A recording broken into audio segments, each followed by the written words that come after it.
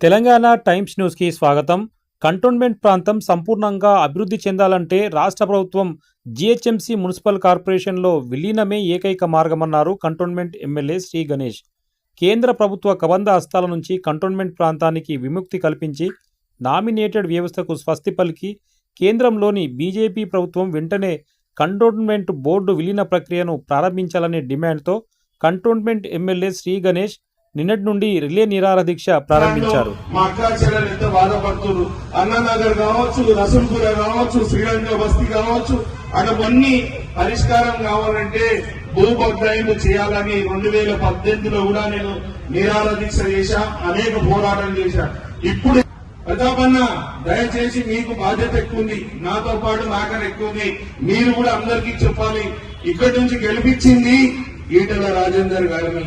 First బాధ్యత వారిది, దాని తర్వాత మన కాన్స్టిట్యున్సీ బయట ఉన్న వాళ్ళది. వీధిన వెంటనే మన బతుకులు బాగుపడతాయి, మన బస్తీలు బాగైతాయి, మన జీవితాల్లో మార్పు వస్తుంది. పేరు పేరున ధన్యవాదాలు.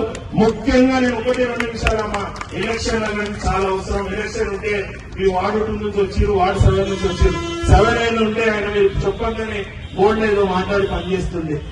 2 వచ్చారు, వార్డు 2 వచ్చారు, చెప్పగానే పనిచేస్తుంది. వార్డు 3 వచ్చారు. ఇప్పుడు ఎవరు లేకుండా ఎవడు పని చేస్తాడమ్మా? ఎవడు వచ్చి మీ దగ్గర నిలబడతాడు? మీరెవరు మీరు అడుగుతారు? ఎవరిని అడిగే పరిస్థితి ఉంది? చెప్పండి. మీరు ఎవరైనా వచ్చి నిలబడుతురా? అమ్మా నిజంగా చెప్పండి, ఎవరైనా వచ్చి నిలబడుతురా?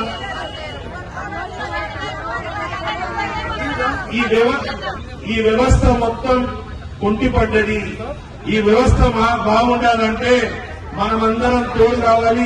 ఎలక్షన్ వస్తేనే లీడర్ వస్తాడు. లీడర్ వచ్చినోడు మళ్ళీ ఏమంటాడంటే మళ్ళీ మీతో గెలవాలంటే మీకు మంచి పని చేస్తేనే మీరు ఓటేస్తారని పని చేస్తుంటాడు. కాబట్టి మీరు కూడా అర్థం చేసుకొని ఈ వేదిక ద్వారా ప్రతాపన్నకే నాకు ప్రత్యేక విజ్ఞప్తి.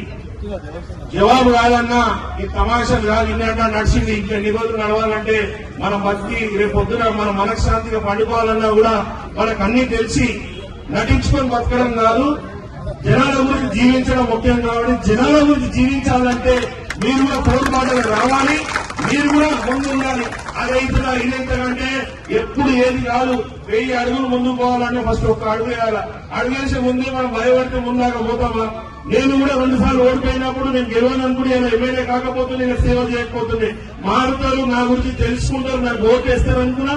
అదే విధంగా అందరూ ముందుకు వచ్చి నన్ను గెలిపించారు, నాకు వాళ్ళకి సేవ చేయడానికి బాధ్యత గల వ్యక్తిగా నేను ఈ రోజు ఎలా సేవ చేయాలి, నేను ఎలా బాగోగులు చూసుకోవాలనుకుంటున్నానో ఆ బాధ్యత మర్చిపోయిన ఈటల గారికి కూడా ఖచ్చితంగా బుద్ధి చెప్తాం.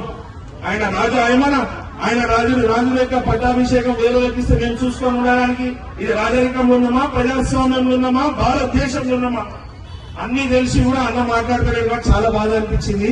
అందుకే ఇంత ఆవేశంగా మాట్లాడినా. అన్న దేవుడిచ్చిన తెలివితేటలు అందరికీ ఉంటుంది, దాన్ని డైవర్ట్ చేసుడు కాదు. తెలివి అనేది ప్రజలు బాగుండాలని ఆలోచించండి. Thank you.